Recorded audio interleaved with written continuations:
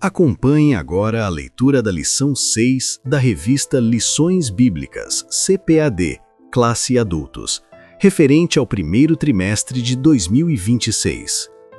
Sobre o tema geral, a Santíssima Trindade, o Deus único revelado em três pessoas eternas.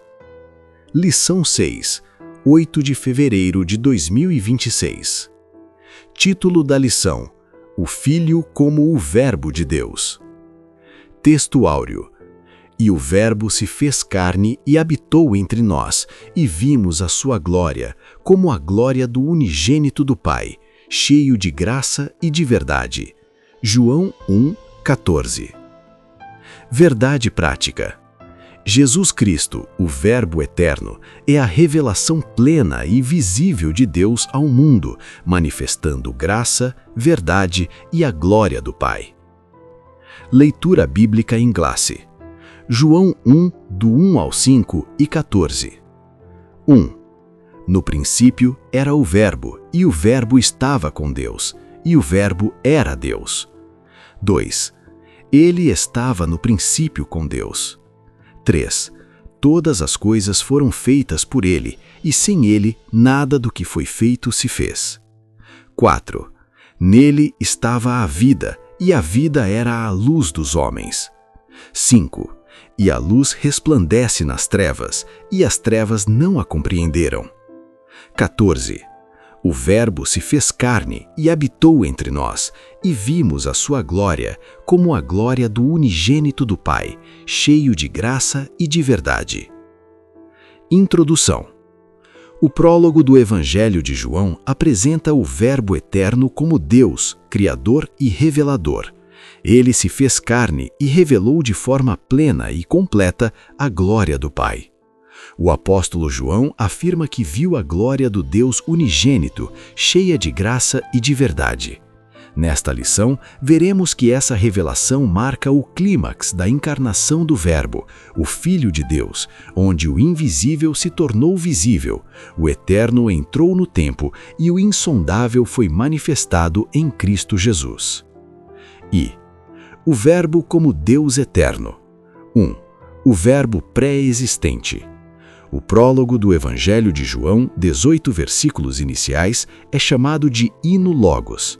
Na abertura, no princípio era o Verbo, João 1:1a, as palavras no princípio remetem ao texto introdutório da Bíblia, Gênesis 1:1, e claramente ensinam que o Verbo sempre existiu. Esta é uma maneira de referir-se ao atributo da eternidade que só Deus possui. A expressão verbo, grego logos, designa Deus, referindo-se à divindade do Filho. Enquanto os gregos pensavam em um princípio impessoal e os gnósticos num ser intermediário, João apresenta o Logos como o próprio Deus eterno, Jesus Cristo, o Filho unigênito do Pai. João 1:14, 3:16. Antes de tudo o que existe, o Verbo já existia. Jesus não começou a existir em Belém, pois ele é eterno, coexistente com o Pai desde o princípio. Colossenses 1:17. 2. O Verbo como pessoa distinta. No texto bíblico, João afirma que o Verbo estava com Deus. A expressão grega prostonteon, com Deus, comunica relacionamento face a face, ou seja, comunhão pessoal e eterna entre o Verbo, Filho, e Deus, Pai. Indica uma distinção de pessoas dentro da unidade da Trindade. Deuteronômio 6:4, anta 1 João 5:7. O Pai, o Filho e o Espírito Santo não são formas sucessivas de aparecimento de uma pessoa, mas são pessoas coexistentes desde o princípio. João 1:2, 17:5. 2. O Verbo da mesma essência do Pai. Ainda no versículo de abertura, João revela o Verbo era Deus. Aqui a palavra grega para Deus, theos, aparece sem o artigo definido, fato que tem gerado discussões exegéticas. Porém, na estrutura grega, a ausência do artigo não implica indefinição ou inferioridade. Essa construção enfatiza a qualidade ou a natureza do sujeito.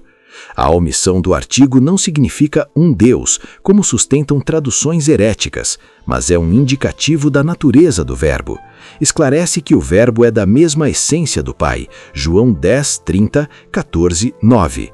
Desse modo, o Verbo é como o Pai, eterno, João 1, 2, e Criador, João 1, 3. Portanto, a expressão "o Verbo era Deus" ensina que Jesus é da mesma substância do Pai, isto é, Deus em toda a sua totalidade. Colossenses 1, 15, 2, 9. E o Verbo como Criador. 1. O agente da criação. A Bíblia declara que no princípio criou Deus. Gênesis 1, 1a. A expressão criou traduz a palavra hebraica bará, termo reservado à atividade criadora de Deus. Gênesis 1, 21, 27, 2, 4, 5, 1, 2, 6, 7. Afirma que o universo foi criado por Deus a partir do nada, do latim ex nihilo, Hebreus 11, 3.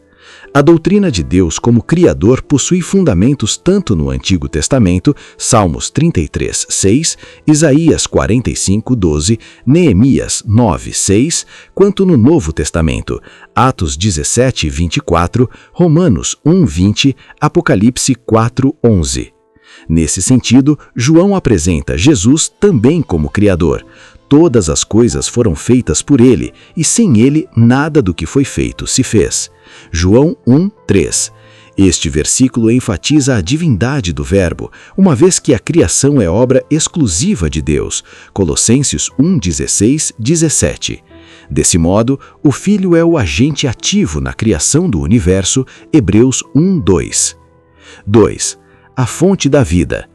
O apóstolo João enfatiza com clareza que nele estava a vida, João 1, 4a, referindo-se ao Verbo eterno, Jesus Cristo.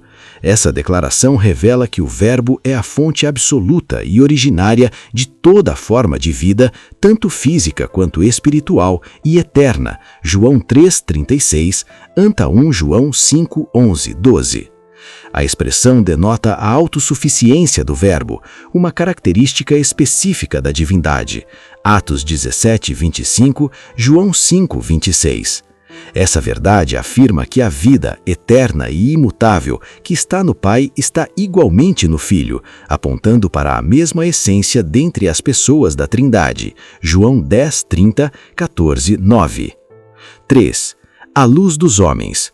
O texto bíblico assevera que a vida era a luz dos homens, e a luz resplandece nas trevas, e as trevas não a compreenderam. João 1, 4b, 5.